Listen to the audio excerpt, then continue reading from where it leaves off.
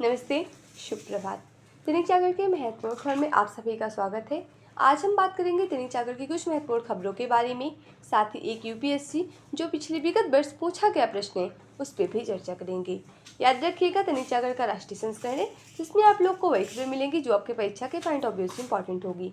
आशा करती हूँ कि आप लोग को यह खबर अच्छी लगी। धन्यवाद। चलिए देखते हैं आज क्या खास खबरें हैं, हम एक एक करके देख लेते हैं। और खबर की तरफ आगे बढ़ने से पहले हम प्रश्नों को देखेंगे, उसके बाद खबरों को एक एक करके देख लेंगे। और अगर आप लोग हमारे चैनल पहली बार आते हैं, चैनल को लाइक से सब्सक्राइब जरूर करें। तो आइए देखते हैं आज का प्रश्न क्या है। यह सिविल सेवा परीक्षा 2016 का प्रश्न है व्यापार करने की सुविधा का सूचकांक में भारत की रैंकिंग समाचार पत्रों में कभी कभी दिखती है। निम्नलिखित में से किसने इस रैंकिंग की घोषणा की है। पहला विकल्प है आर्थिक सहयोग और विकास संगठन, दूसरा विकल्प है विश्व आर्थिक मंच, तीसरा विकल्प है विश्व बैंक, चौथा विकल्प है विश्व व्यापार संगठन। तो आप लोग से अनुरोध है कि आप लोग इसका आंसर कमेंट बॉक्स में जरूर बताएं और इस क्वेश्चन का एनालाइज हम वीडियो के लास्ट में जरूर करेंगे। अगर आप लोग को इसकी पूरी जानकारी चाहिए तो आप वीडियो को लास्ट तक जरूर देखें। चलिए देखते आज क्या खास खबर है, हम एक एक करके देख लेते हैं। बांग्लादेश जो हमारा पड़ोसी एक देश है, आप देखेंगे 1971 में एक स्वतंत्र राष्ट्र के रूप में उभरा था। पहले ये जो पाकिस्तान का हिस्सा था इसे पूर्वी पाकिस्तान के नाम से जाना जाता था। आप देखेंगे कि वहाँ की जो प्रधानमंत्री शेख हसीना थी, काफ़ी ज़्यादा उनके विरोध चल रहे थे कि उनके इस्तीफे की मांग चल रही थी, लेकिन आतंकवादियों को आंदोलनकारी जो उनकी मांग थी इस्तीफे को लेकर पूरी हो गई, लेकिन फिर भी अभी उपद्रव नहीं रुक रहे। बांग्लादेश में हिंदुओं और मंदिरों पर हमले हो रहे लगातार और 135 करोड़ हिंदू भय में के साए में जी रहे हैं। 35 जिलों में बनाए गए हैं निशाना और कोई भी सुरक्षा और दिलासा दिलाने वाला नहीं है। अवामी लीग के 2 हिंदू नेताओं की हत्या हो गई और 40 घायल हैं। देश में ना कोई सरकार है और ना ही कोई सुरक्षा। आप देखेंगे कि वहाँ की जो डेमोक्रेटिक सरकार थी पूरी तरह से तहस नहस हो गई है और वहाँ के जो सिपाही हैं, जो सेना कर्मी हैं, आप देखेंगे कि ज़्यादा थाने से गायब है। वहीं कहीं पर चंद दरोगा सिपाही थाने में मिलते हैं, लेकिन वो उपद्रव को रोकने के लिए उनमें हौसला नहीं बचा है। इतना हालत खराब है कि Bangladesh police inspector general Chaudhary Abdullah आम मासूम को उपद्रव को अपील करने पड़ी कि वे पुलिसकर्मियों पर हमला न करें। ऐसे में बांग्लादेश में रहने वाले 135 करोड़ हिंदुओं की आबादी का भय एक पल के लिए काट रही है। बांग्लादेश में अगर हम बात करें, लगभग 1 करोड़ 35 लाख हिंदू रहते हैं। पूर्वी बंगाल जो पहले पूर्वी पाकिस्तान के नाम से जाना जाता था, 1971 में आज़ाद हुआ था, तब इसे बांग्लादेश के नाम से जाना जाता है। कि अगर हम 1951 में हुई जनगणना के अनुसार बात करें तो 22% हिंदू आबादी यहाँ रहती थी हिंदुओं की, जो 1951 में घट के 15% रह गई। आप देखेंगे घट क्यों होगी। आप देखेंगे कि 1971 में जब बांग्लादेश आज़ाद हुआ था तो उसमें कई सारे जो हिंदू थे, हिंदू समर्थक के जो कई सारे लोग, जैसे छात्र हो गए, रोजगार के लिए हो गए, काफ़ी ज़्यादा विभाजन हुआ था। इधर उधर जो लोग रहते थे उनमें काफ़ी लोगों की संख्या घट गई थी और 2011 आते आते यह संख्या जो सिर्फ है 8.5% रह गई है। वहीं 1951 में जो मुस्लिम आबादी थी वो 76% थी, जो अब 51% हो गई है। इसके बावजूद बांग्लादेश में सबसे बड़ा जो अल्पसंख्यक समुदाय है हिंदू है। आप सोच रहे हैं कि हिंदू वहाँ क्यों रहे, देखें कि हिंदू में बहुत सारे छात्र हैं। अब क्या है कि मेडिकल की जो पढ़ाई अगर हम देख लें, उदाहरण के तौर पर एक मेडिकल की पढ़ाई भारत में बहुत ज़्यादा उसमें पैसा खर्चा, उस वहीं आधे दाम पे बांग्लादेश में पढ़ाई होती है मेडिकल के क्षेत्र में, अगर MBBS की देखें तो। वहीं आप देखेंगे कि कुछ ज़्यादा विभाजन के समय पे भी आधे हिंदुओं और आधे मुस्लिम इधर उधर हो गए थे। साथ ही रोजगार के लिए कुछ गए, इधर उधर गए, तो काफ़ी लोग वहाँ रह रहे हैं। इसके लिए भारत ने एक CAA का जो कानून लाया था, बिल भी पारित किया था। उस बिल में आप देखेंगे कि 2014 से पहले जो आए अल्पसंख्यक लोग हैं उन्हें भारत की नागरिकता दी जाएगी। इसमें आप देखेंगे बांग्लादेश और पाकिस्तान और अफगानिस्तान के जो अल्पसंख्यक समूह हैं उनको शामिल किया गया था। मुस्लिम आबादी को, मतलब मुस्लिम को छोड़कर इन अल्पसंख्यक को इसमें शामिल किया गया था, जो CAA कानून था भारत का।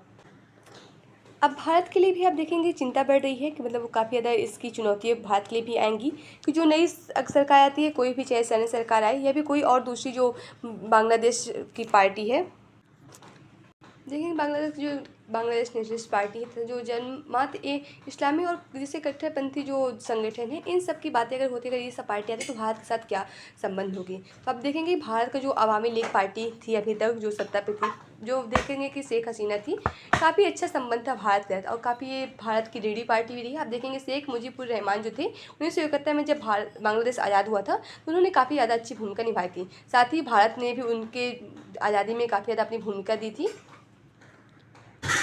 तो अभी तक देखेंगे कि जो भारत के लिए एक अच्छी पार्टी के रूप में अवामी लीग थी।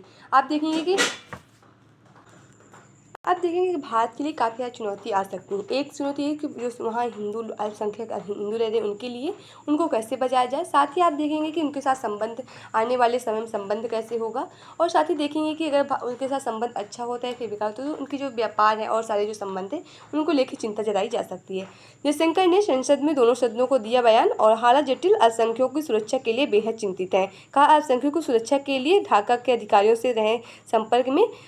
अप्रत्यक्ष प्रधानमंत्री ने बेहद कम समय में भारत की आने की मंजूरी है, और जब तक कहीं राजनीतिक शरण नहीं मिले तो वो भारत में ही रहेंगे। आप देखेंगे शेख हसीना ने भारत में इस्तीफा देने के बाद वो भारत में शरण ली है। आप देखेंगे कि ये अपने जो एयरक्राफ्ट, एक जो उनका था एयरक्राफ्ट, उस गाजियाबाद के इंडियन एयरबेस में पहुंची। उन्होंने वहाँ से जो हमारे NSA यानी नेशनल सिक्योरिटी एडवाइज़र हैं उन अजीत डोभाल जी से बातें की हैं।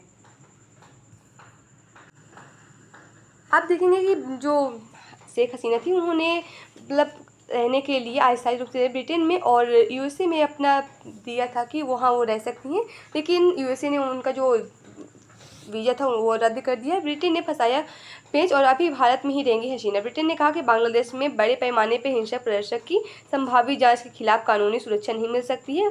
बहन रेहाना के साथ अस्थायी शरण लेने के लिए लंदन जाने वाली थी हसीना। अब उन्होंने देखेंगे कि सऊदी अरब, बेलारूस, कतर और जो संयुक्त अरब अमीरात में सहित विकल्प विचार कर रही हैं कि वहाँ वो जा सकती हैं। अब आप भी सोच रहे होंगे कि भारत शेख हसीना को शरण क्यों नहीं दे रहा है, राजनीतिक शरण क्यों नहीं दे रहा है। तो आप देखेंगे कि जब भी इंटरनेशनल रिलेशन होते हैं वो इमोशनल वे पे नहीं बनाए जाते हैं, और उसके लिए तटस्थ होकर अपने देश के हित के लिए कभी किसी मतलब कोई राजनीति के आगे बढ़ाया जाता है। उसी देखेंगे कि काफ़ी ज़्यादा इसमें विवाद भी चला कि शेख हसीना कहाँ अस्थायी रूप से शरण लेंगी। पेरिस में मंगल विनेश का पदक पक्का, नीरज फाइनल में। अब देख इस समय पेरिस 2024 ओलंपिक का खेल चल रहा है। विनेश 6 अगस्त को 3 मुकाबले खेली हैं, और प्री क्वार्टर फाइनल में जापान की जो थी ओलंपिक और वर्ल्ड चैंपियन हुई जो यूई सुसाकी को 3-2 से हराया है।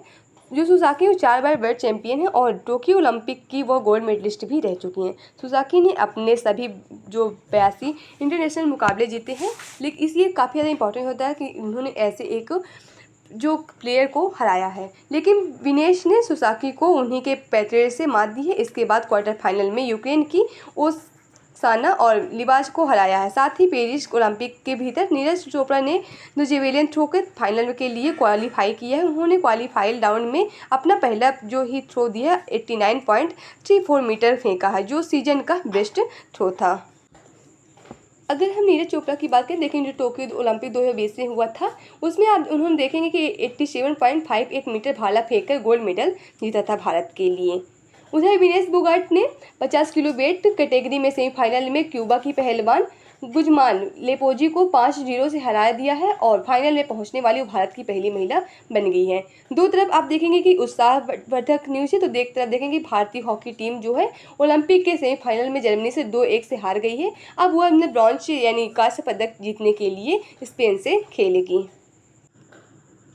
क्या ताजमहल और लाल किला भी वक्फ प्रॉपर्टी घोषित कर देंगे। हाई कोर्ट की टिप्पणी है कि कोर्ट ने दस्तावेज प्रमाण देने को कहा तो वक्फ के वकील हो गए निरुक्त और नहीं दे सके कोई प्रमाण। मध्य प्रदेश के बुरहानपुर बेगम बिल्किस के मकबरे समेत 3 इमारतों का मामला वक्फ ने अपनी संपत्ति बताते ASI यानी देखेंगे आर्कियोलॉजिकल सर्वे ऑफ इंडिया पर लगाया है अतिक्रमण का आरोप। वक्फ अधिनियम देखें 1995 का अधिनियम है, देखें ना उसी संशोधन लेके बातें चल रही हैं कि कौन कौन सी जो प्रॉपर्टी है उसको शामिल किया जाएगा।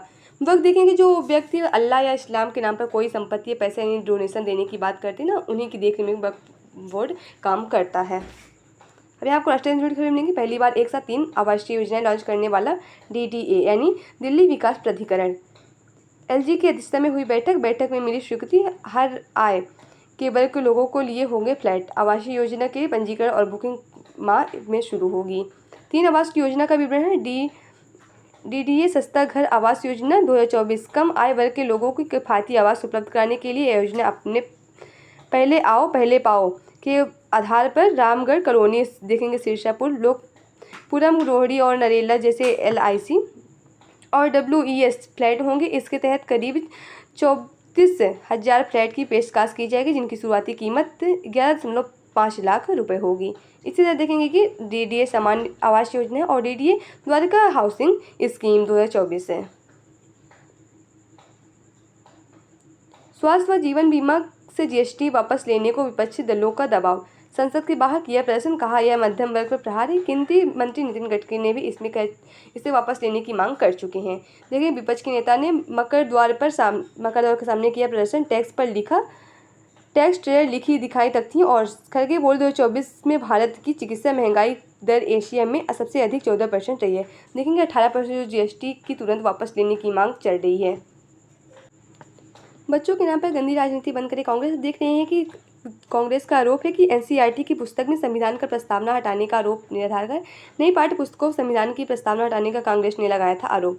देखेंगे कि अब वो इसका विभिन्न जवाब देते हुए जो हमारे केंद्रीय मंत्री शिक्षा मंत्री धर्मेंद्र प्रधान ने कहा कि NEP के तहत पहली बार NCERT के पाठ्यक्रमों में भारत के संविधान विभिन्न पहलुओं जिसमें प्रस्तावना, मौलिक कर्तव्य, मौलिक अधिकार, राष्ट्रगान की उचित महत्व और सम्मान देने का काम किया गया। बच्चों के समाज के विकास के लिए NEP के दृष्टिकोण का पालन करते हुए इन सभी पहलुओं के बीच बच्चों की उचित उम्र का ध्यान रखते हुए विभिन्न चरणों के पाठ्यक्रम पुस्तकों में रखा जा रहा है। उन्होंने कहा कि बच्चों के भविष्य के साथ खिलवाड़ करने वाले और भारतीय शिक्षा व्यवस्था को बकवास करने वालों को झूठ फैलने सच जानने का कोशिश करनी चाहिए। मतलब कि अफवाह फैलाने एक तरह से कि जो NCERT में इसमें देखने का काफ़ी ज़्यादा बदलाव चल रहा है। उसी भी कहा जा रहा है कि प्रस्तावना जो भारत NCERT की पुस्तक होती है 6वीं और 8वीं की पुस्तक बुक में, उसमें पहले फ्रंट पे प्रस्तावना लिखा रहता है, उसी को हटाने की बात चली तो उसी पे कांग्रेस तरफ से आरोप लगाया गया। लेकिन अभी शिक्षा मंत्री ने इस तरह कहा कि पहले सच जाने बाद में आरोप लगाए। अभी तक आपको कोई राजनीति जुड़ी खबर नहीं तो उससे आप छोड़ सकते हैं, अगर इंटरेस्टेड हो तो पढ़ भी सकते हैं। यह आपका संपादकीय पात्र है और आज का जो आर्टिकल लिखा है अराजकता में डूबा बांग्लादेश। आप देखेंगे कि अस्थिरता से बुरी तरह से घिरे बांग्लादेश में आवामी लीग पार्टी के साथ हिंदुओं का भी भविष्य खतरे में देखने को मिला। अभी मैंने आपको पहले ही बताया कि हिंदू जो भारत में बांग्लादेश में काफ़ी ज़्यादा देखेंगे कि अल्पसंख्यक हिंदू लोग रहते हैं। लगभग देखेंगे कि 2051 की जनगणना 1951 की जनगणना के अनुसार देखेंगे 22% हिंदू आबादी रहती थी बांग्लादेश में, जो 1991 में घटकर 15% रह गई और 2011 की जनगणना के अनुसार 8.5% ये रह गई है। आप देखेंगे 135 करोड़ लोग हिंदू बांग्लादेश में इस समय रह रहे हैं। तो उसी पे काफ़ी ज़्यादा बात चली। साथ ही इसमें एक बात और कही गई है, पूरा आर्टिकल अगर आप लोग ध्यान से पढ़ेंगे तो इसमें कहा गया है कि ये जो आरक्षण का मामला है ये पूरे 5 दशक से आरक्षण मिला है, तो अभी तक तो इसमें कोई विरोध नहीं आ रहा है। अभी इसमें विरोध क्यों आ रहा है तो आप देखेंगे कि काफ़ी इसमें मतलब अनुमान लगाया जा रहा है, काफ़ी लोगों का विचार है कि ये जो पाकिस्तान है और USA ने मिलकर इसमें काफ़ी ज़्यादा ये कट्टरपंथी जो वहाँ के संगठन और अमेरिका की रणनीतिक योजनाओं के मुहर्रा बनाने का इनकार कर दिया था। उन्होंने सार्वजनिक तौर पर कहा था कि एक पश्चिम देश उसे बांग्लादेश की द्वीपीय अड्डा बनाने की अनुमति मांग रहा है।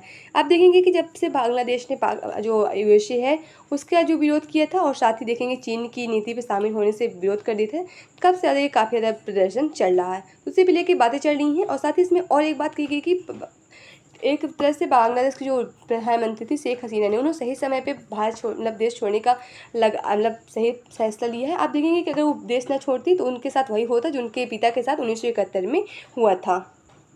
और ये जो आरक्षण का पूरा मामला है, आप देखेंगे कि उन व्यक्ति को आरक्षण देने की बात होती है 30% जो स्वतंत्रता संग्राम सेनानी, यानी देखेंगे 1971 में जो बांग्लादेश की आज़ादी के लिए लड़ रहे थे, उनको उनके परिवार को ये बात मतलब आरक्षण देने की बात की गई थी। उसी पे लेकर काफ़ी ज़्यादा विरोध चल रहा था।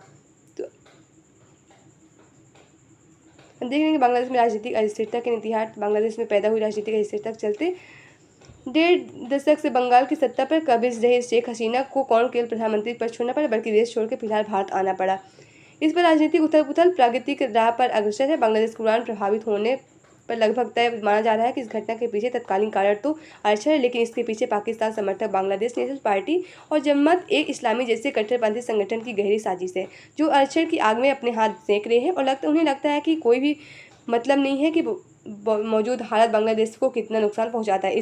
उसी में किसी तरह शेख हसीना को सत्ता से बाहर करना था, जिससे वह सफल हुए हैं। देखिए कि लंबा तनाव चलता है तो व्यापार प्रभावित होने की आशंका भी जताई जा रही है। अब देखेंगे जो पड़ोसी देश में स्थिति पर नजर बनाए हुए भारतीय नियंत्रक वहाँ के कारोबारियों के संपर्क में रहने की कोशिश कर रहे हैं।